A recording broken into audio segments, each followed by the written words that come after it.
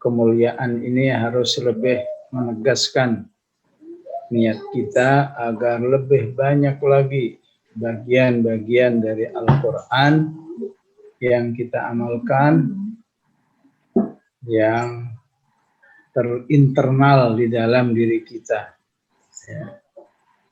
Sehingga insya Allah ya, kita juga memiliki satu porsi ya, seperti yang dijelaskan oleh Aisyah tentang diri Rasulullah, kana khuluquhul Quran, ya, adalah habit kehidupan Rasulullah Sallallahu Alaihi Wasallam adalah Al-Quran. Ya.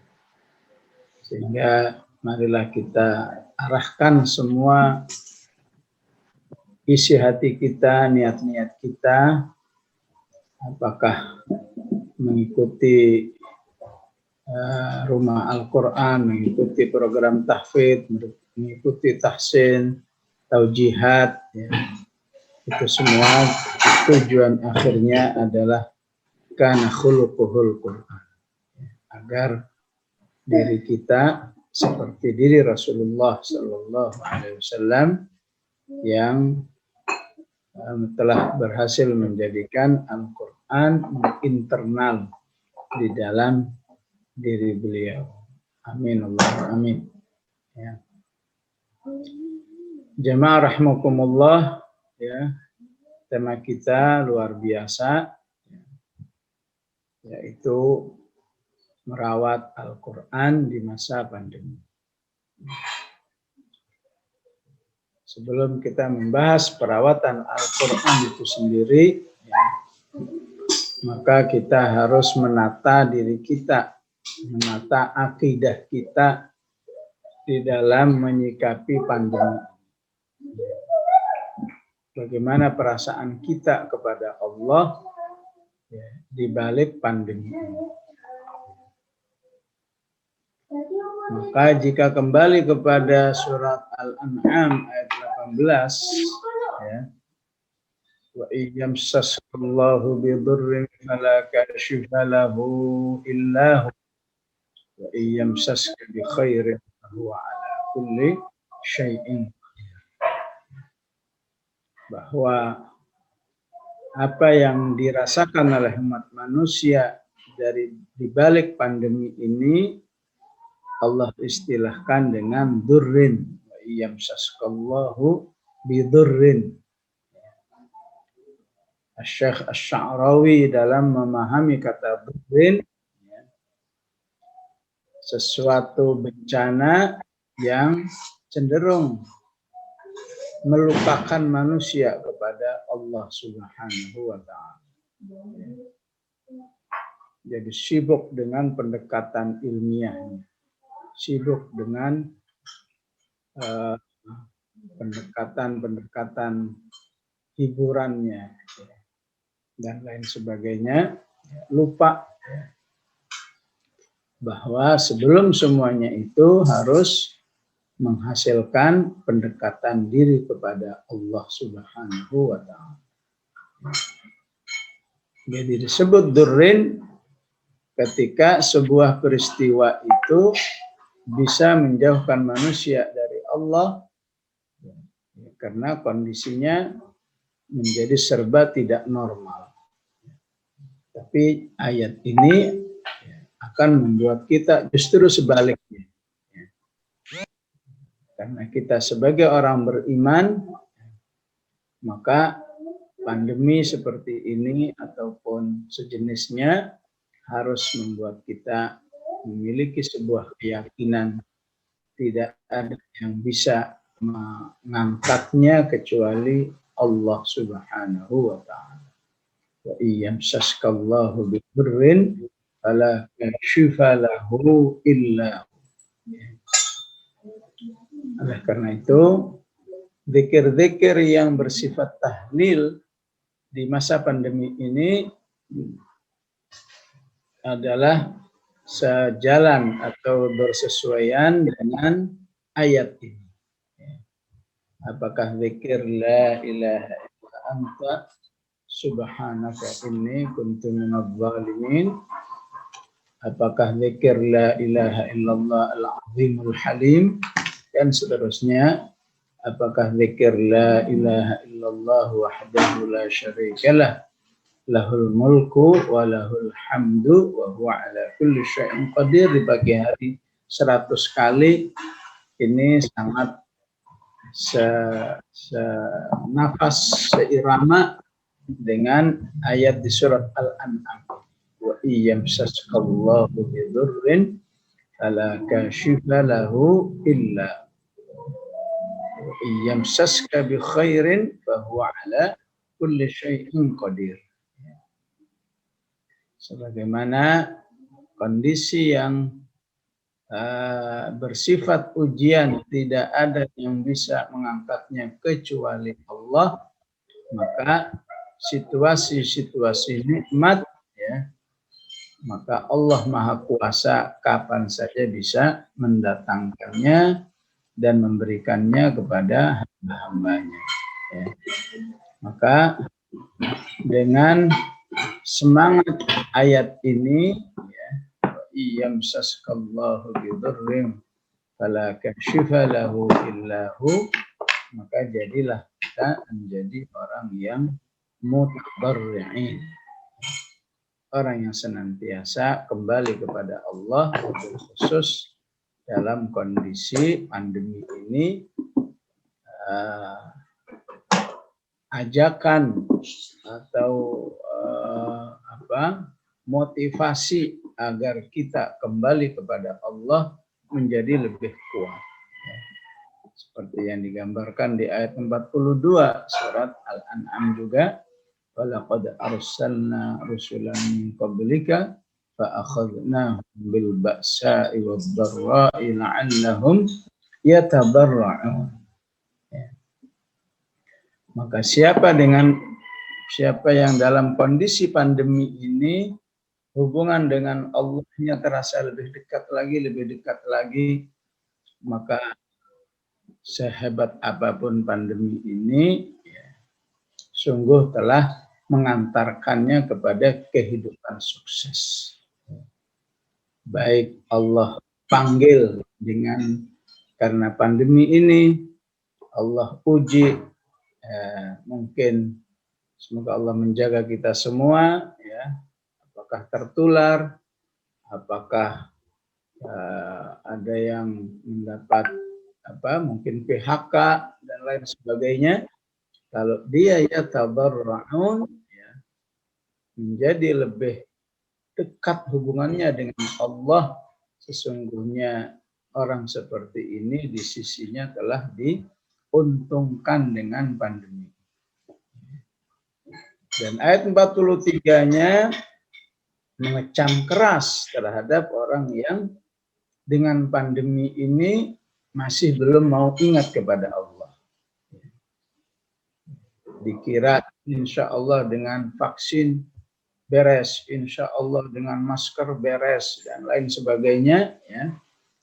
Allahnya ditinggal, maka Allah dengan bahasa yang agak keras mengatakan, falaula idh ja'ahum ba'suna tadarra'u. Ya, kalau bahasa kita ini bahasanya, ya, mau sampai kapan kamu itu mau kembali kepada Allah Subhanahu wa Ta'ala yang menentukan semua takdir kehidupan ini. Ya. Dalam kondisi di mana semua manusia nggak ada yang mampu menghalau, sedunia nggak ada yang mampu menghalau, kamu juga tidak ingin ingat atau kembali merendahkan diri di hadapan Allah, walakin qasat qulubuhum. Dasar berarti hatimu itu sudah keras, kata Allah. Ya. Kondisi sebesar ini tidak membuat dirinya lebih banyak doanya, lebih banyak istighfarnya, lebih banyak zikirnya, lebih banyak tilawahnya. Itu berarti qasat qulubuhum. Wa zayyana lahum syaitanu ma kanu ya'malun. Dan berarti hidupnya, ya, terlalu akrab dengan setan, sehingga setan telah menghiasi semua aktivitasnya, ya. Dalam kondisi pandemi, tidak dekat kepada Allah, tapi nggak merasa bersalah, nggak merasa ada yang kurang di dalam diri. Begitu juga siapa yang dalam pandemi ini semakin ingat kepada Allah, semakin banyak beribadah kepada Allah, berarti dia sesuai dengan harapan Allah di ayat As-Sajdah, surat As-Sajdah ayat 21. وَلَنُذِيقَنَّهُمْ مِنَ الْعَذَابِ الْأَدْنَى دُونَ الْعَذَابِ الْأَكْبَرِ لَعَلَّهُمْ يَرْجِعُونَ. Semua peristiwa di dunia sepahit apapun Allah sebut dengan al-adzabul adna. Peristiwa atau bencana yang sifatnya masih minimalis. Nggak ada apa-apanya dengan peristiwa yang akan terjadi di akhirat. Namun Allah menginginkan di balik yang minimalis ini harus membuat kamu kembali kepada Allah. La'allahum yarji'un. Jika ini tidak membuat kamu kembali pada Allah, maka jika pandemi ini tidak membuatmu kembali kepada Allah, maka Allah anggap manusia itu sosok yang sangat durhaka. Wa man azlamu mimman dzukira bi ayati rabbih tsumma a'rada anha. Inna minal mujrimina muntaqimun. Alangkah durhakanya manusia itu dengan peristiwa sebesar ini tidak ingat kepada Allah, luar biasa. Sementara mereka-mereka yang dekat dengan Allah, yang selalu kembali kepada Allah, ya, jangankan sebuah pandemi, ya, hanya sebuah duri yang mengenai dirinya, atau mungkin saat menyetrika ada bagian daripada setrika yang menempel ke kulitnya, menyentuh sedetik saja ke kulitnya, itu langsung membuat dirinya istighfar, ingat kepada Allah Subhanahu wa Ta'ala, ingat dahsyatnya api neraka. Itulah orang-orang yang selalu yarji'un. Tapi mereka yang azlam, mereka yang sangat durhaka, ya, dengan peringatan Allah, ya, dengan peristiwa, ya, peristiwa yang sebesar ini masih a'rada anha. Thumma a'rada anha. Kata thumma ini menunjukkan apa? Padahal peristiwanya sudah hampir setahun, nggak ingat juga kepada Allah. Padahal sudah berbagai macam tausiah disampaikan, nggak ingat juga kepada Allah. Ya. Padahal sudah berbagai macam dampak kehidupan dirasa, ya, nggak ingat juga kepada Allah. Maka ini, ya, indikasi yang jelas bahwa manusia itu sangat durhaka kepada Allah dan tidak mustahil dia menjadi orang-orang yang terlalu banyak dosa-dosa yang dilakukan sehingga keras hatinya. Inna minal mujrimina muntaqimun. Nah, inilah akhlak kita, ya. Akhlak kita yang paling dasar di masa pandemi ini, ya. Harus terjadi sebuah peningkatan yang sangat drastis, yang sangat tinggi hubungan kita kepada Allah Subhanahu wa Ta'ala, sehingga insya Allah di masa pandemi ini kita menjadi orang yang disebut oleh Rasulullah, man radiya falahu ridha, menjadi orang yang ridha dengan semua takdir ini sehingga Allah pun ridha kepadanya. Wa man sakhita fa'alaihi sukhtu, dan mereka yang tidak ridha, mereka yang apalagi suudzon kepada Allah, ya, kok nggak selesai, saya sudah berdoa, sudah ini, sudah itu, nggak selesai, sehingga dia kesel, maka Allah pun juga akan kesel terhadap dirinya. Dan ini yang jangan sampai terjadi dalam kehidupan orang-orang beriman di masa pandemi ini. Maka jamaah rahimakumullah, ya, semua kita di masa pandemi ini, ya, betapapun sudah beraktivitas, biasanya tetap terbatas. Ya.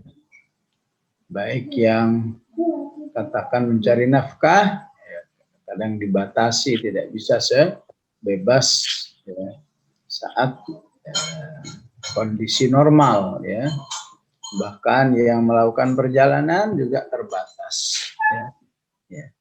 Bahkan saat ini kita sedang mencari ilmu pun, ya, dengan kita lakukan secara online, ini menunjukkan adanya keterbatasan, ya. Ataupun istilah yang lain, dalam masa pandemi ini kita biasanya lebih banyak di rumah. Ya. Maka dalam hal seperti ini, ya, Rasulullah Sallallahu Alaihi Wasallam dalam hadis yang sahih disahihkan oleh Al-Imam Al-Albani rahimahullah, ya, pentingnya orang beriman, ya, baik di masa normal apalagi di masa pandemi, ya, memiliki apa yang disebut dengan khabiun, ya, kha ba ya hamzah, ya, khabiun, ya. Apa itu khabiun? Ya, amal-amal soleh apa saja, ya, yang hanya diketahui oleh dirinya dan Allah. Ini bagi saya, ya, teringat sebuah hadis pentingnya tarbiyah, ya, amalun khabi, ya, amal-amal yang rahasia, ya, yang pada hakikatnya harus dimiliki oleh orang beriman di masa kehidupannya atau mengisi usia-usia yang telah Allah takdirkan, ya. Maka di masa pandemi ini insya Allah dengan pertolongannya subhanahu wa ta'ala lebih mudah untuk kita laksanakan, ya. Amal khabiun, ya. Hadis diriwayatkan oleh Az-Zubair ibn al-Awwam radhiyallahu an, Rasulullah bersabda, man istata'a minkum ayyakuna lahu khabi'un min amalin salihin falyaf'al. Ya. Barang siapa yang punya kemampuan di masa hidupnya memiliki satu khabi'un, ya, amal-amal rahasia daripada sebuah amal soleh, maka hendaknya dia melakukannya. Jadi kalaupun sebuah amal soleh yang bersifat hobi itu diketahui, ya, maka hanya diketahui oleh mungkin istrinya atau anak. Lebih bagus lagi kalau nggak ada yang tahu, hatta anak, hatta istri tidak tahu bahwa suaminya, atau kalau dilakukan oleh seorang istri, ya, seorang istri suaminya tidak tahu, atau dilakukan oleh suami istrinya pun tidak tahu, ya, bahwa misalnya suaminya punya amal soleh tertentu, ya, yang betul-betul bersifat hobi, ya, ya, betul-betul sangat rahasia khas, tidak diketahui oleh siapapun, ya. Maka di masa pandemi ini, ya, sangat kondusif kalau kita bisa memiliki atau melatih diri memiliki hobiun.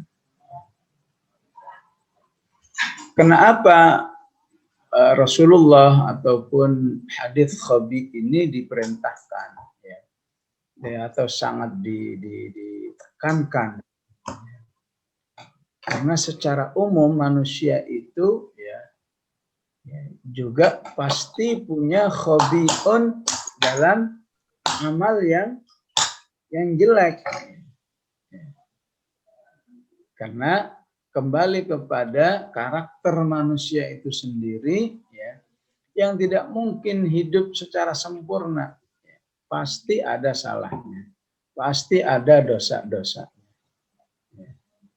Cuma ya, kalau amal yang sifatnya maksiat atau kejelekan, ya, sengaja atau tidak sengaja, ya, dengan rahmatnya amal itu ditutup oleh Allah, ya, dirahasiakan oleh Allah Subhanahu wa Ta'ala, dan kita pun selalu minta tolong kepada Allah agar amal-amal soleh, amal-amal jelek kita ditutupi.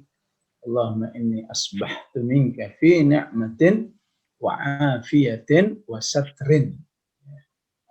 Satrin itu maksudnya, ya Allah tolonglah amal-amal jelek saya itu engkau rahasiakan, jangan sampai diketahui oleh siapapun. Fa'atimma ni'mataka alayya wa afiyataka wa sitraka fid dunya wal akhirah. Tolong amal-amal jelek saya itu terus disempurnakan perahasiaannya di sepanjang kehidupan dunia ini, bahkan sampai di akhirat. Jadi sebagaimana kita pasti memiliki, ya, kejelekan-kejelekan yang terrahasiakan dari oleh Allah, ya.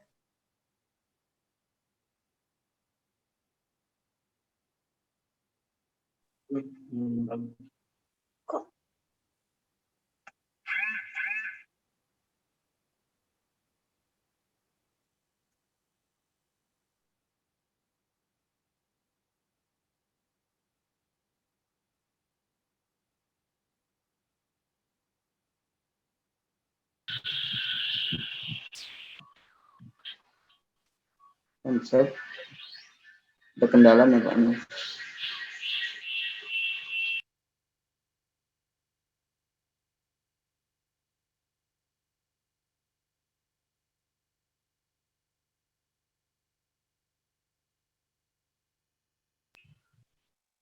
Ya, sepertinya ada gangguan sinyal sedikit.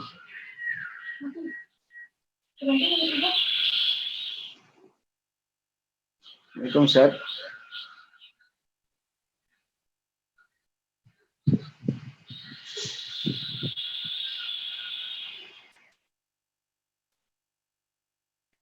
Puan ya.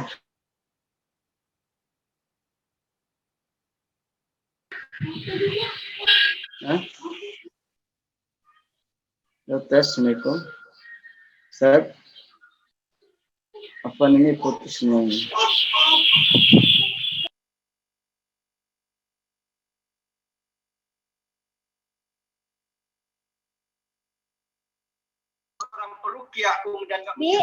Iya, Ustaz. Kayaknya sinyalnya mungkin, Ustaz. Sinyal di Ustaz atau di Di Ustaznya. Dari sananya kan nggak ada Ustaznya. Hah? Baca Al-Fatihah. Bentar ya, khilafan ya. Mungkin agak sedikit gangguan.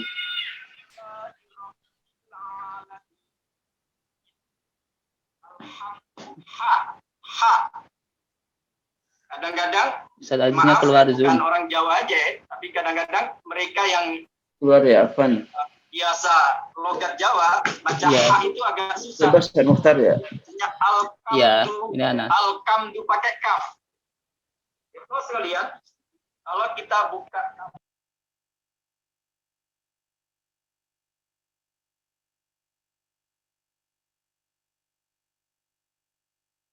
Ini bawain juga tuh. Mohon maaf gangguan sinyal di sini. Saya lanjutkan.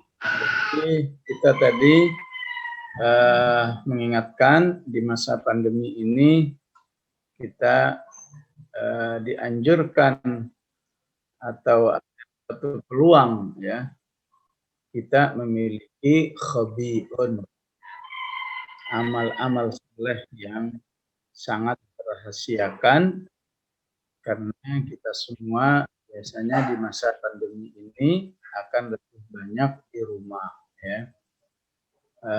sedikit betapa dahsyatnya ya khabiun itu nanti di hari kiamat ya, bahwa seseorang tidak mustahil ya mengalami kesulitan yang luar biasa ya, di dalam proses hisabnya atau proses mizannya atau proses melewati sirotnya ya, tapi karena dia punya khabiun ya, punya amal-amal soleh yang terrahasiakan, maka amal-amal solehnya itu akan mensyafaati dirinya. Di dunia pun dalam hadisul ghar yang disebut di Riyadhus Shalihin ya, 3 orang yang terjebak di dalam goa ya, kemudian terselamatkan dari goa itu karena doa-doanya.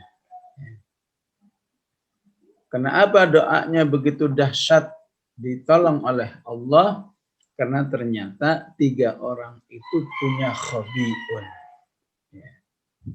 Yang satu ya, khabitnya ya, amal rahasianya, amal andalannya ya, dia menjadi orang yang memiliki amal soleh birrul walidain yang sangat signifikan. Yang membutuhkan suatu perjuangan dan tadhiyah yang luar biasa ya. Tapi dia rela ya, dan bersabar di dalam menjalani kehidupan ya, dengan membantu kedua orang tuanya yang sudah sepuh saat itu ya. Tiap hari menyiapkan makanannya, menyiapkan kebutuhan-kebutuhannya, sampai terkadang anaknya ya agak sedikit terlambat ya, perhatian terhadap anak-anaknya sedikit terlambat demi kedua orang tuanya ya. Dan siapapun saat itu tidak ada yang tahu bahwa dia punya khabi min amalis shalih seperti ini, sehingga saat dia berdoa dengan cepat doanya dikabulkan oleh Allah. Ya. Yang kedua punya khabi dalam ketakwaan kepada Allah. Ya. Satu saat yang kedua ini ya, punya peluang ya untuk berzina, ya, tinggal selangkah lagi. Ya. Tapi karena dia takut kepada Allah, ya, segera dia tinggalkan, ya, dan pemberiannya kepada wanita yang menginginkannya itu tidak diminta lagi, alias diikhlaskan. Ya, saya sedekahkan kepada kamu tanpa harus melayani saya, maka ya, peristiwa ini menjadi khabi bagi orang beriman yang kedua. Yang ketiga, seorang yang telah berbuat baik ya kepada pegawainya. Ya, kita tahu salah satu amal soleh seorang majikan atau seorang pimpinan perusahaan di mana dia harus menggaji karyawan-karyawannya. Rasulullah mengatakan, "Uqtul ajira qabla an yajiffa 'araquhu." Ya. Ya, berikan upah kepada buruh itu sebelum kering ya. Sebelum kering keringatnya. Itu akhlak umum seorang majikan terhadap pegawainya. Ya. Tapi majikan ini lebih dari itu. Ya.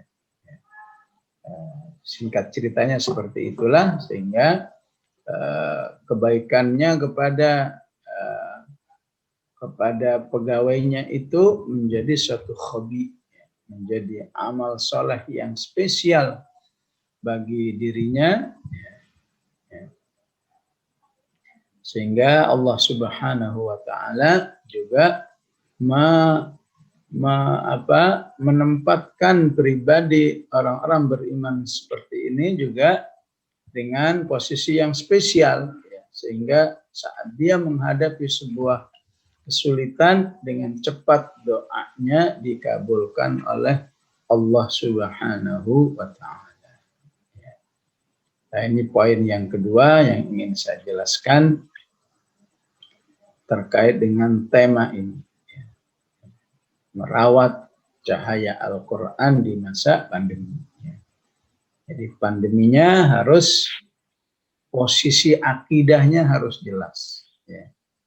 Kemudian semangat mengisinya juga harus jelas. Semangat mengisinya adalah semangat harus bisa menghasilkan amal-amal soleh yang spesial yang hanya diketahui oleh Allah ataupun oleh orang tertentu yang ada di rumahnya.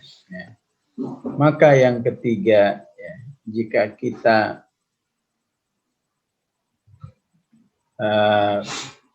telah termotivasi oleh dua poin yang telah dibahas ini, maka kita isi hobinya dengan hidup bersama Al-Quran. Ciptakan berbagai macam hobi, min ta'amulil Quran, di masa pandemi ini, dan semoga bisa terus berlanjut, karena ketika dilakukan hanya di rumah dengan penuh kesabaran, saya yakin ini bisa menjadi hobi bagi orang beriman di masa pandemi. Maka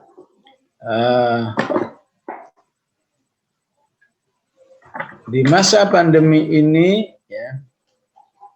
jika bisa membuat kita, katakan setiap 15 hari sekali, ataupun minimal sebulan sekali, apalagi 10 hari sekali, selalu khatam Al-Quran, maka ini akan menjadi hobi yang luar biasa.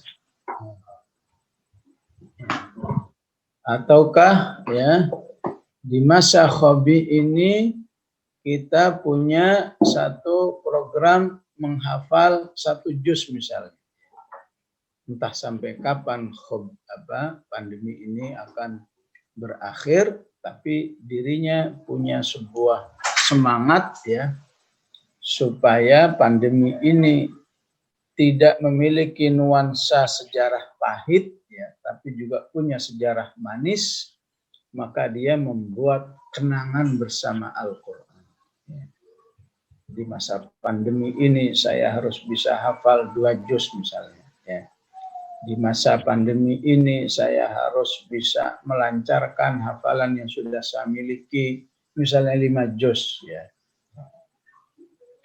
Maka ini insya Allah akan menjadi hobi di bidang Al-Quran. Sebagian kaum muslimin yang sudah bisa kita contoh ataupun syukur kalau bisa kita lakukan, di masa pandemi ini ada yang secara khusus mempelajari tafsirnya tanpa dirasa, tiap pekan sekali, ada yang sudah bisa mengkaji misalnya Al-Quran di bidang sastranya, disebut dengan balaghatul Quran. Ini akan menjadi hobi, dan ini merupakan satu amal soleh, karena kalau bukan karena kecintaan kepada Al-Quran, seseorang tidak akan siap secara rutin mengikuti kajian seperti ini, di mana dia harus duduk, di mana dia harus konsentrasi, apalagi mencatat, ini sudah pasti akan menjadi hobi min amalin salihin ma'al Quran. ada yang sudah mempelajari tafsir dari Al-Fajr sampai Al-Qari'ah misalnya, selama pandemi ini. Ataukah ada yang mempelajari ya, di masa pandemi ini ya, misalnya tafsir suratul Kahf misalnya. Ini semua insya Allah menjadi hobi yang sangat berharga di sisi Allah Subhanahu wa Ta'ala. Tinggal bagaimana kita bisa merawat hobi ini agar menjadi sesuatu yang terus kita cintai dan terus kita lakukan dengan penuh semangat. Ya. Maka ini kembali kepada keimanan secara umum ya di dalam diri kita. Pertama kembali kepada keimanan. Bagaimana kita tetap mencintai Allah Subhanahu wa Ta'ala atau berhusnudzan, berbaik sangka kepada Allah Subhanahu wa Ta'ala dalam segala kondisi. Maka dari sini kita ingin menghidupkannya dengan Al-Quran, berarti kita butuh doa ya, agar Allah senantiasa membuat diri kita terus lebih mencintai Al-Quran. Allahumma arhamni bil Quran. Ya, inilah langkah-langkah agar kita ya, tetap terus memiliki minat yang khusus terhadap Al-Quran di masa pandemi ini. Ya. Bukan untuk sekali dua kali, bukan untuk sebulan dua bulan. Ya. Bahkan kita ingin masa pandemi ini adalah masa melatih diri, membina diri bersama Al-Quran. Ya. Begitu juga semangat-semangat yang sifatnya ya, menyadari diri ya, menyadari akan kekurangan dirinya. Jadi hubungan dirinya dengan Al-Quran apa saja yang masih jauh dari standar yang sudah seharusnya. Maka ini ketika menjadi sebuah kesadaran imani. Artinya merasa malu kepada Allah Subhanahu wa Ta'ala ya. Jika sampai saat ini ya, apakah belum bagus bacaannya, apakah belum maksimal ya, kemampuan Al-Qur'annya, apakah masih belum banyak yang tidak difahami, tidak dimengerti tentang Al-Qur'an ya. Maka ketika semangat-semangat ini terus dijaga, ya, maka insya Allah orang beriman itu ya, semakin dia mempelajari Al-Quran, maka semakin dia merasakan sebuah rasa penasaran untuk lebih ya, hidup dengan Al-Quran. Maka keimanan seperti ini agar dirinya disebut oleh Allah Subhanahu wa Ta'ala seperti yang diungkapkan di surat Al-Hajj 52, وَلِيَعْلَمَ الَّذِينَ أُوتُوا الْعِلْمَ أَنَّهُ الْحَقُّ مِنْ رَبِّكَ. Ilmu yang dia pelajari akan membuat dirinya semakin yakin ya bahwa Al-Quran ini benar-benar dari Allah Subhanahu wa Ta'ala. Fayu'minu bihi, kemudian dia semakin yakin akan kebenarannya. Fatukhbita lahu qulubuhum, hatinya semakin tunduk kepada Allah. Ya. Wa innallaha lahadil ladzina amanu ila siratim mustaqim. Maka dampaknya dia akan lebih terbimbing hidup menuju jalan yang lurus. Begitu juga kita perlu amal-amal soleh seperti ini ya, agar kita tidak terfitnah oleh kehidupan dunia. Yang memang aslinya manusia itu makhluk yang sangat mencintai dunia, mencintai harta. Wa innahu lihubbil khairi lasyadid. Yang jika tidak dibina, tidak dibimbing dengan nilai-nilai Al-Quran, maka kondisi inilah yang akan membuat manusia itu hanya berpikir, nggak ada lagi yang dipikir kecuali dunia dan dunia. Kapan saya kaya, kapan saya punya harta segini, kapan ini, kapan itu, dan seterusnya. Tidak ada pikiran kapan saya dapat pahala sebanyak ini. Tidak ada pikiran gimana nasib saya di akhirat. Tidak ada pikiran apa yang sudah saya lakukan untuk menuju surga Allah Subhanahu wa Ta'ala. Nah, karena itu, ketika Qarun itu tampil di depan masyarakatnya, maka Allah gambarkan bagaimana dua potret masyarakat yang punya ilmu dan yang tidak punya ilmu.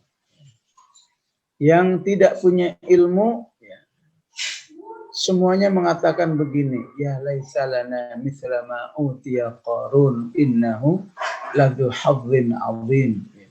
Kapan ya kita bisa seperti Qarun, nampaknya hidup kayak Qarun ini hidup yang paling luar biasa, nikmatnya, indahnya. Innahu ladzu hadzin azim.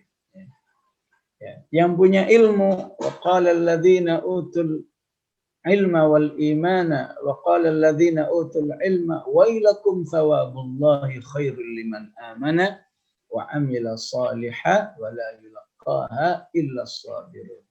Yang punya ilmu, tentu ilmu yang paling utama di sini adalah ilmu tentang apa yang dijelaskan oleh wahyu Allah, oleh kitab At-Taurat saat itu, celaka manusia itu, pikirannya hanya urusan dunia katanya. Padahal semua yang dimiliki Qarun itu nggak ada apa-apanya dibanding dengan suatu pahala yang disediakan oleh Allah untuk orang beriman. Tapi jika manusia itu beriman dan beramal soleh, khairul thawabullahi khairul liman amana wa amila salihan wa la yulaqaha illa as-sabirun.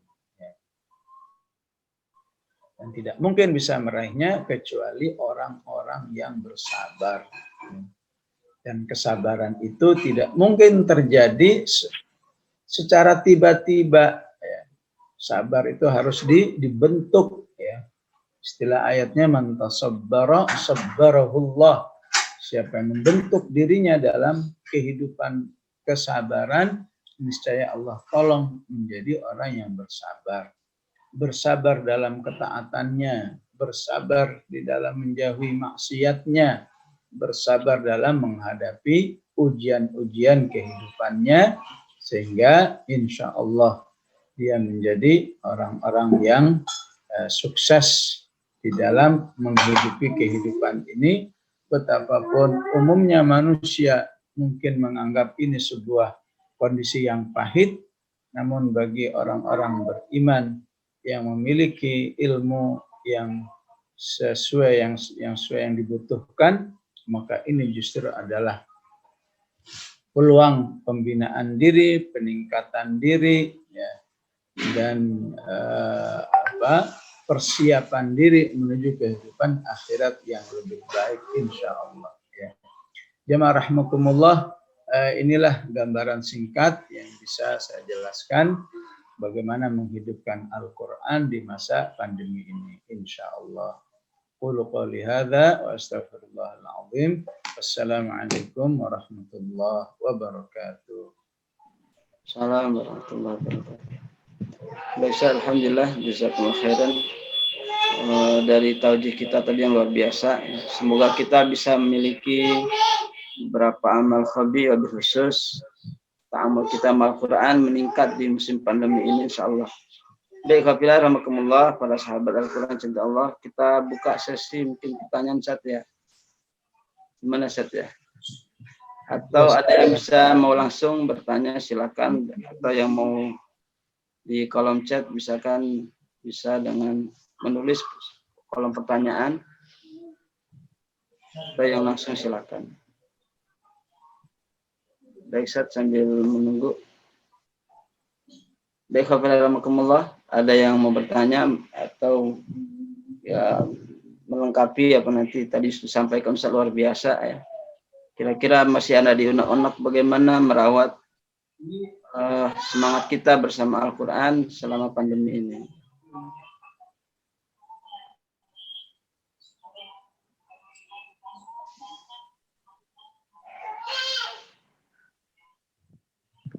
Raise hand dulu ya, boleh, atau angkat tangan dulu yang mau bertanya.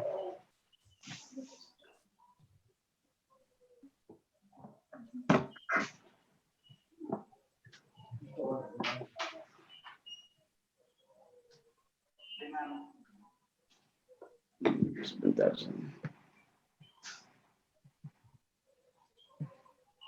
Bisa dibesarkan di Zoom, Mukhtar.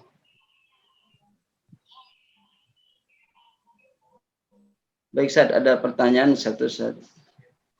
Apakah kita bisa pelajari tafsir gitu ya? Mempelajari tafsir Quran dari YouTube, Ustaz. Bagaimana, Ustaz? Mempelajari mungkin otodidak, Ustaz, dengan hanya mencari di YouTube begitu, Ustaz. Bismillahirrahmanirrahim. Ya, memang seharusnya ya, belajar Al-Quran itu harus ya, mulazamah. Ya. Mulazamah seorang ya, secara intensif bertemu dengan gurunya ya. Dalam waktu yang relatif panjang seperti yang diungkapkan oleh Al-Imam Asy-Syafi'i dengan istilah qul zamani ya, atau istilah Nabi Musa, dia mengatakan au amdiya huquba, saya siap berjalan bertahun-tahun demi untuk mencari ilmu. Tentu akhirnya berlaku ketika kita mengalami keterbatasan ya. Ma la yudraku kulluhu la yudraku julluhu ya, segala yang enggak bisa dilakukan secara ideal maka lakukan sebisanya ya. Maka yang enggak ideal ya termasuk dengan cara online ini ya, tapi jauh lebih baik daripada kita nyerah ya. Termasuk baca sendiri, ini di bawah lagi ya, termasuk lewat YouTube itu juga ya termasuk bagian daripada usaha manusia untuk tidak menyerah oleh keterbatasan-keterbatasan yang ada. Ya. Jadi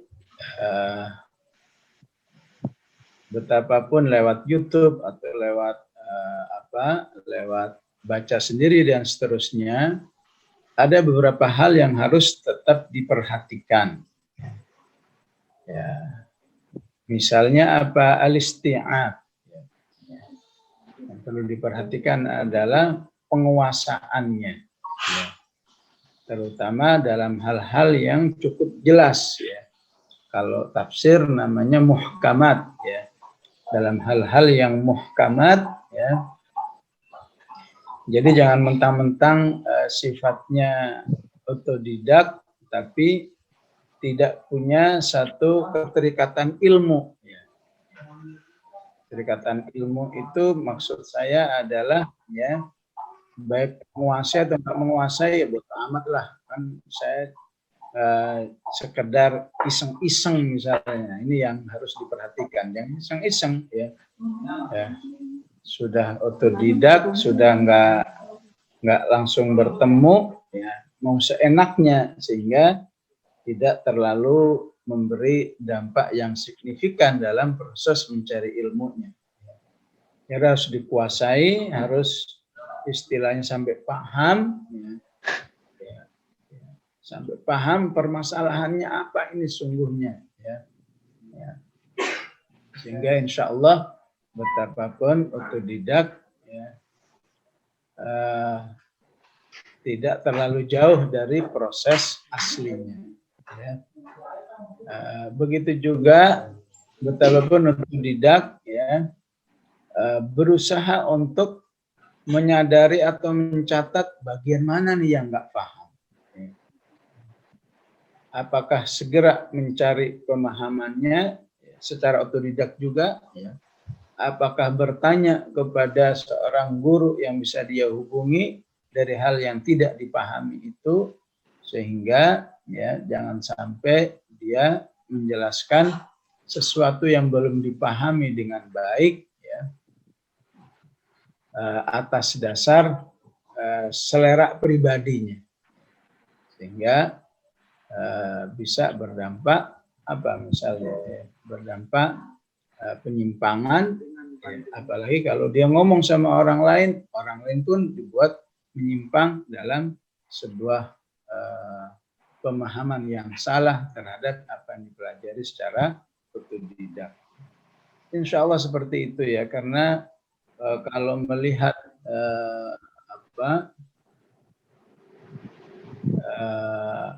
anjuran di balik adab mencari ilmu, ya, sesungguhnya para ulama sangat keras ya mengecam otodidak itu.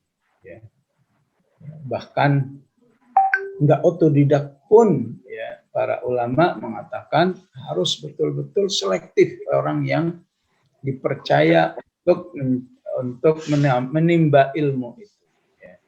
Selektif dalam arti keimanannya, ketakwaannya, ibadahnya, ya.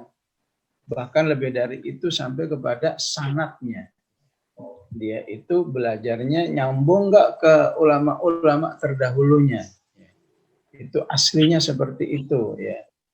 Sehingga otodidak itu pada hakikatnya jauh daripada keaslian seseorang bagaimana seharusnya menuntut ilmu. Tapi dalam kondisi di akhir zaman seperti ini, ya, ketika ilmu sudah semakin langka, ya, guru juga semakin langka dan seterusnya, ya, saya yakin betapapun mungkin tingkat idealnya, ya, maksimal sekitar mungkin 25% dari aslinya, ya, insya Allah tetap memberi kebaikan. Yang penting apa yang saya sampaikan tadi tetap diperhatikan, ya, adanya istiab, penguasaan, ya, adanya kesadaran bahwa di titik ini saya nggak paham, ya, sehingga dia harus berusaha, ya. Namanya juga otodidak biasanya, ya, seseorang tidak memiliki disiplin, ya. Lagi mau dikerjain, kalau enggak dikerjain. Itu yang biasa, itu enggak mungkin yang, nah itu yang biasanya tidak terjadi dalam proses berguru, ya. Istilahnya seperti orang yang menghafal otodidak dengan menghafal disetorkan, ya. Biasanya yang disetorkan itu kemungkinan berhasilnya lebih tinggi karena membuat dia disiplin, ya. Sepekan sekali atau berapa hari sekali dia harus setor kepada gurunya, itu akan memotivasinya, ya. Maka betapapun lewat YouTube juga kita harus bisa, ya, disiplin juga, ya. Yang sampai sekali belajar, sekali mendengarkan dari YouTube kemudian untuk selamanya enggak mendengarkan, ya. Karena itu juga perlu diperhatikan, ya. Perlu diperhatikan sumber-sumbernya. Karena kita tahu YouTube tidak ada seleksi. Pokoknya semua orang silahkan masuk ke dalamnya. Maka perlu kita memilah-milah, ya, mana yang harus kita ambil, ya, mana yang tidak kita ambil, ya. Lah karena itu perlu apa? Perlu ilmu dasar-dasarnya, ya, yang bisa fungsi untuk deteksi ya. Oh kalau orangnya ngomong begini, kalau Ustadz di YouTube-nya ngomong begini, ini bagus ini. Ya. Kalau begini, berarti nggak bagus. Ya, ini penting ya. Ya, karena ketika kita ilmu-ilmu dasarnya belum kita miliki, sehingga ada bayangan semua sama. Ya.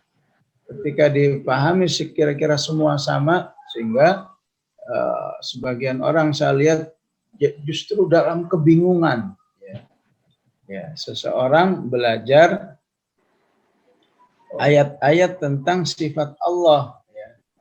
Misalnya ayat tentang yadullahi fawqa aydihim. Ya. Tangan Allah berada di atas tangan mereka. Nah ini kalau di YouTube ini bisa macam-macam ya. Ya. Ustadz si A ngomong begini, si B ngomong begini, si C ngomong begini. Ya. Akhirnya orang bingung ya. Ya, kalaupun bingung seperti itu, ya udah tawakuf aja dulu, ya. Apa istilahnya netral aja dulu sampai dia suatu saat bisa bertemu dengan seorang ustadz yang bisa menjelaskan duduk perkaranya dalam hal seperti ini. Wallahu a'lam, itu mungkin penjelasan dari saya. Ustaz, jazakallahu khairan, Ustaz. Berikutnya Ustaz, pertanyaan tadi ada yang bertanya tentang masalah sabar, Ustaz. Apakah sabar itu perlu dipupuk dari saat dewasa atau memang sejak dini, Ustaz, oleh orang tua gitu? Kurang lebih begitu, Ustaz.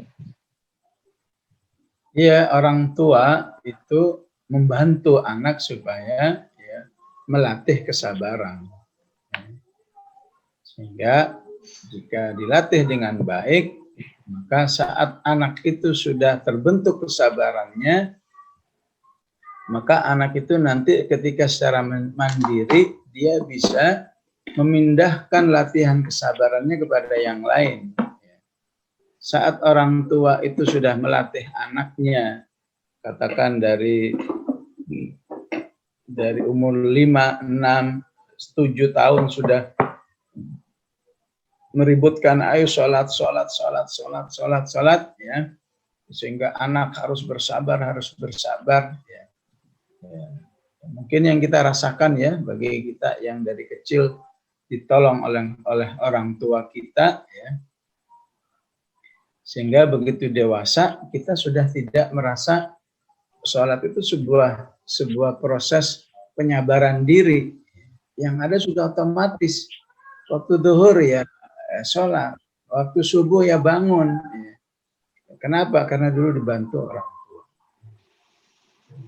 Sehingga kalau ada katakan 10 poin yang dibantu oleh orang tua kita saat kita kecil, ya, tentu sisanya masih ratusan. Ya.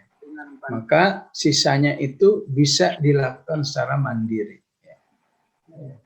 Ya, mungkin orang tua kita dulu tidak pernah mengajarkan kita, ayo sholat qobliyah, ba'diyah. Tapi setelah kita dewasa, kita melatih sendiri qobliyah, ba'diyah. Mungkin orang tua kita dulu belum melatih sholat tahajud misalnya. Ya. Maka di usia dewasa kita melatih menyabarkan diri dalam pelaksanaan sholat tahajud. Begitulah seterusnya insya Allah ya. Memang sesuai dengan hadisnya man tasabbara sabbarahullah, bahwa kesabaran itu ada latihannya, ada proses-prosesnya, nggak bisa ujuk-ujuk atau tiba-tiba orang bisa bersabar dalam ketaatan, terutama atau kesabaran yang lain. Harus ada proses-prosesnya, sehingga bagi dia kesabaran dalam ketaatan itu tidak lagi menjadi sebuah perjuangan yang sangat signifikan dalam hidupnya, karena udah latihannya udah panjang, udah lama. Allahu a'lam. Bisa jazakallahu khairan. Berikutnya, Ustaz. Ini mungkin sama berkaitan dengan soal tadi, Ustaz. Tentang tips dan triknya belajar dari YouTube, Ustaz. Mungkin tadi sudah dijawab, Ustaz ya. Apakah ada tips dan trik belajar dari YouTube gitu, Ustaz ya? Ya, alhamdulillah Ustaz sudah cukup banyak ya linknya Ustaz. Channel Ustaz di YouTube, Instagram, FB kajian Ustaz Abdul Aziz terkait ya tafsir ataupun surat-surat yang dikaji melalui medsos gitu Ustaz. Pertanyaan dari salah satu peserta nih Ustaz. Jika diperhatikan saya di lembaga Al-Quran yang tempat saya belajar ya, atau pengajian belajar Al-Quran, terjadi penurunan semangat ya, sehingga peserta sebagian berhenti belajar Ustaz. Nah, ini bagaimana Ustaz kiatnya Ustaz? Supaya semangat lagi baik dari pendidik ataupun para pelajarnya begitu Ustaz. Ya, inilah yang saya katakan bagian daripada latihan kesabaran. Jadi memang tuntutan kesabaran itu ketika memang manusia menghadapi ya kelemahan dirinya. Ya. Jadi memang sangat manusiawi di masa pandemi seperti ini ya. Yang tanpa terasa tiba-tiba sudah hampir setahun ya. Kita diarahkan untuk memiliki karya-karya amal soleh yang berbeda, padahal suasananya tidak kondusif ya, suasananya membosankan, suasananya ya, pandemi saja itu sudah butuh kesabaran, tapi kita diajarkan untuk lebih sabar kepada kesabaran yang saya tadi katakan. Al-An'am 42 la'allahum yatadarra'un atau As-Sajdah 21 la'allahum yarji'un. Maka memang kita dituntut untuk meningkatkan kesabaran yang lebih ya. Kesabaran yang spesial. Jadi ya wajar kalau ada satu kejenuhan, gurunya jenuh, muridnya jenuh, dan seterusnya. Ya. Ada ketidaknyamanan dan seterusnya. Nah, karena itu dari awal tadi yang saya bangun dulu adalah fikrahnya. Ya. Fikrah akidahnya. Ya. Saya bangun fikrah imaniyahnya. Ya. Fikrah apakah tarbawiyahnya. Nah, sehingga nanti kembali kepada sejauh mana kita bisa meyakini, mengimani, mencintai fikrah-fikrah ini ya. Kalau kita menerimanya sebagai suatu hal yang teryakini, terdambakan ya. Begitu juga menjadi keindahan tersendiri. Alangkah indahnya ya kalau selama pandemi ini ilmu saya jadi meningkat, iman saya jadi meningkat ya. Menjadi suatu target-target keindahan, maka sungguhnya manusia itu sudah punya energi tersendiri untuk menambah kesabarannya menghadapi kondisi keaslian jiwanya ya. Keaslian jiwa manusia saat ini siapapun nggak siap ya. Siapapun akan mengeluh ya. Siapapun akan menyerah ya. Tapi ya, karena kita masih mau belajar, dari belajar itu kita mendapat penjelasan bagaimana seharusnya ya, bagaimana agar tidak berlangsung begitu saja ya. Seperti umumnya orang menghadapi ya. Oleh karena itu ketika ini sudah kita yakini, kita terima, tinggal kita jaga. Apakah penjagaannya dengan selalu berdoa kepada Allah Subhanahu wa taala, selalu minta tolong kepada Allah ya. Apa yang kita inginkan di masa pandemi ini ya. Yang belajar tahsin, yang belajar tafsir, yang ingin menambah amalnya, dan lain sebagainya. Ya. Minta tolong kepada Allah. Ya. Kedua, jangan berhenti juga ya. berhenti ini ya, sekali berhenti akan memberatkan kita melangkah berikutnya. Tetap lakukan walaupun dengan kondisi yang mungkin agak berkurang, agak lebih sedikit ya. Terlebih berkumpul dengan orang-orang yang baik ya. Ya, seperti majelis ilmu seperti ini, betapapun secara virtual ya, tapi hati kita insya Allah akan menyatu. Al arwahu junudun mujannadah, roh manusia itu ya, mudah tersatukan jika memiliki satu kesamaan, ya, kesamaan visi dan misi. Ya, semua yang ngumpul di sini insya Allah kepingin ahlul Quran, kepingin ilmu dan seterusnya, kepingin kedekatan dengan Allah ya. Sehingga insya Allah walaupun virtual sangat membantu ya, keberadaan kita masing-masing di dalam memberi motivasi. Ya, apalagi di sini hadir sekitar 76 orang misalnya ya. Akan beda kalau yang hadir misalnya 5 orang ya. Apalagi yang hadir cuma 3 orang. Maka ketika Allah hadirkan gerakan hati hamba-hambanya mencapai 76, ini harus menjadi suatu kenikmatan tersendiri bagi kita. Bahwa ternyata tidak hanya saya yang ingin seperti ini. Ya, di majelis yang lain bahkan bisa sampai 700 orang yang mengakses misalnya. Ya. Maka tidakkah kita merasa rugi? Sekian ratus orang. Ya.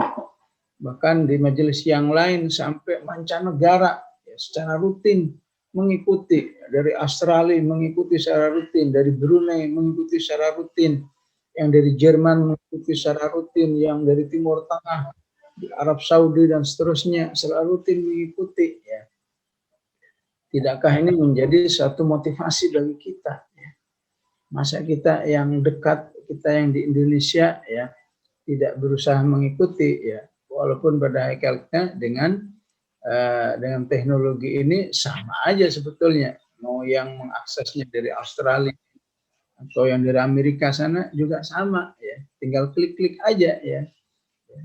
Sehingga jangan sampai terbedakannya, yang satu punya semangat, yang satu nggak punya semangat, yang satu punya misi, yang satu nggak punya misi, yang satu sering berdoa, yang satu kurang berdoa, sehingga kurang ditolong oleh Allah Subhanahu wa Ta'ala.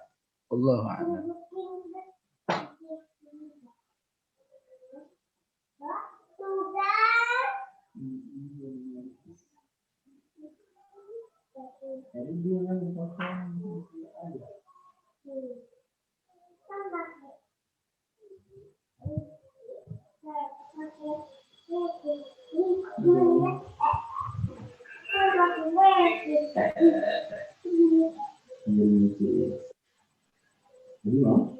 Iya, Van.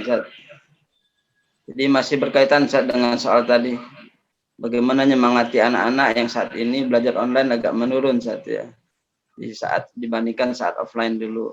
Juga pada peserta didik kita supaya lebih semangat lagi begitu. Saat. Mungkin masih sama saat ya.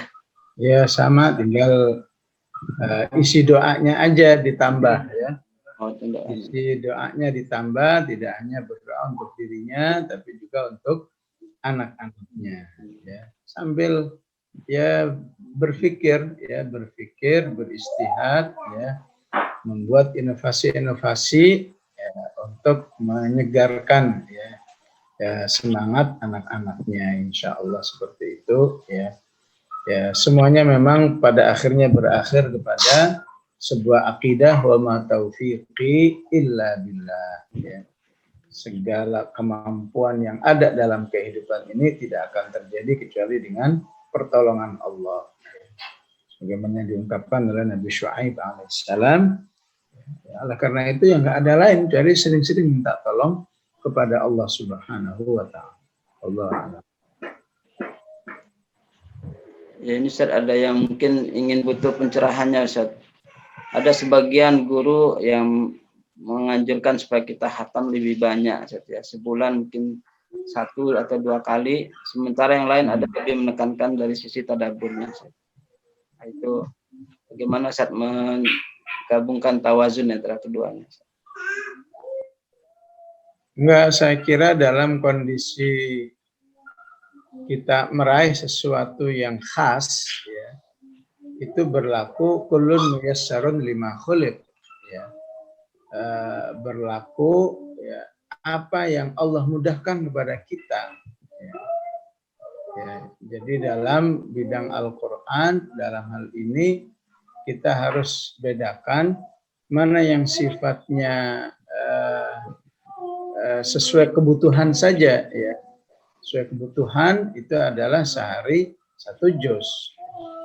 Tapi kalau kita memang merasa dimudahkan oleh Allah 1 hari 3 juz, ya silakan. Ya.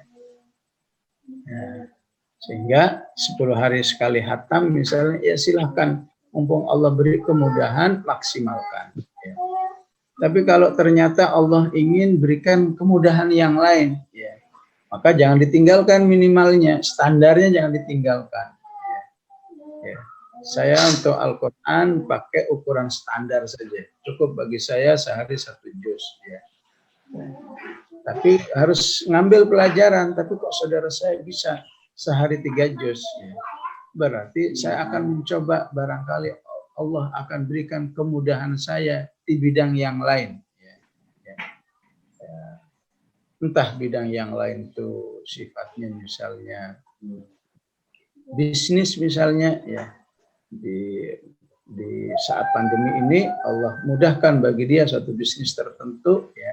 Yang penting, ya, jangan lupa, ya, semakin banyak bisnisnya semakin menjadikan hasilnya lebih taat kepada Allah, ya. Ya, kalau sebaliknya bisnis jalan tapi ketaatan menurun, itu namanya bisnis yang fitnah, ya. Bisnis yang justru menjauhkan Allah. Atau mungkin dalam bidang keilmuan, ya, memang saya kurang berminat untuk bisa lebih intensif bersama Al-Quran, tapi saya ingin lebih intensif misalnya membaca kitab sirah misalnya. Nah, saya lebih intensif misalnya di dalam membina umat misalnya. Itu semua insya Allah menjadi suatu hobi yang spesial di sisi Allah Subhanahu wa Ta'ala. Kullun muyassarun lima khuliq, tiap orang itu bisa memiliki perbedaan-perbedaan, ya. Dalam bidang apa Allah Subhanahu wa Ta'ala memberikan kemudahan-kemudahan, kelancaran-kelancaran bagi diri. Yang penting jangan sampai tidak punya kemudahan apapun yang dia terima dari Allah. Ya. Apakah ibadah, apakah keilmuan, apakah menolong orang lain, dan sebagainya. Semua kita harus memastikan bahwa alhamdulillah saya punya istilahnya kullun muyassarun lima khuliq, punya bagian tertentu yang telah Allah mudahkan untuk saya. Wallahu a'lam. Baik, Ustaz, jazakumullah khairan. Masih ada 2 pertanyaan lagi sebenarnya, Ustaz, yang mungkin kita cukupkan. Ya, cukup. Sudah makin siang nih, Ustaz. Mungkin butuh pencerahan, bagaimana Ustaz, kalau amal hobi itu bisa menimbulkan fitnah, Ustaz. Ya, seperti terjadi seorang waliullah mungkin Ustaz, pada zaman Sultan Murad dulu, Ustaz. Beli khamar maksudnya bukan untuk minum khamar, tapi untuk menjauhkan orang dari membeli khamar, begitu. Sehingga ada fitnah, beliau disebut pemabuk padahal bukan pemabuk. Gimana Ustaz kalau mengkiati itu, Ustaz? Ya, tentu namanya manusia itu biasanya temporal saja, ya. Pada akhirnya ketika memang aslinya manusia itu baik, pada akhirnya Allah akan tunjukkan kebaikannya. Artinya nggak ada lagi kecuali ya sabar terhadap apa yang terjadi, ya. Apa yang terjadi kepada Maryam juga demikian, hobinya luar biasa, ya. Tapi katanya, ya, makana abuki mra'asau wa makana ummuki baghiyya. Itu dulu gini. Tapi pada akhirnya semua orang tahu bahwa orang soleh, ya. wanita yang salihah. Juraij juga demikian, dituduh telah berzina, ya. Tapi pada akhirnya Allah tunjukkan aslinya. Jadi segala yang temporal itu nggak usah menjadi satu permasalahan bagi diri kita. Jalan terus. Baik, yakfi insyaallah. Ya Ustaz, jazakumullah khairan Ustaz. Baik, mungkin Ustaz terakhir Ustaz, ya, sebelum kita tutup, doa dengan dipimpin oleh Ustaz Aziz, ya.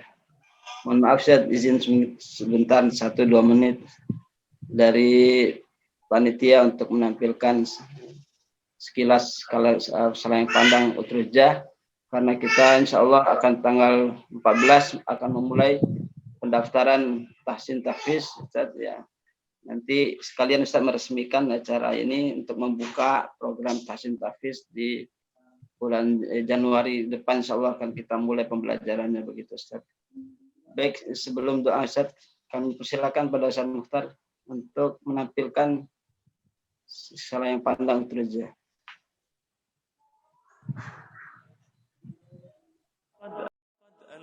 من عثراتي إن القرآن أنيس لفؤادي في أزماتي يمنحني الصبر على ما قد ألقى من عثرات. قرآني نبض حياتي، قرآني طهر ذاتي، قرآني عصمة أمري، قرآني طوق نجاتي، قرآني نبض حياتي، قرآني طهر ذاتي، قرآني عصمة أمري، قرآني طوق نجاتي. معجزة خالدة ما أعظمها من كلماتي، من الرحمن علينا بكتاب من رحماتي. معجزة خالدة ما أعظمها من كلماتي، من الرحمن علينا بكتاب من رحماتي. قرآني نبض حياتي، قرآني طهر ذاتي، قرآني عصمة أمري، قرآني طوق نجاتي، قرآني نبض حياتي، قرآني طهر ذاتي، قرآني عصمة أمري، قرآني طوق نجاتي، قرآني نبض حياتي، قرآني طهر ذاتي، قرآني عصمة أمري، قرآني طوق نجاتي.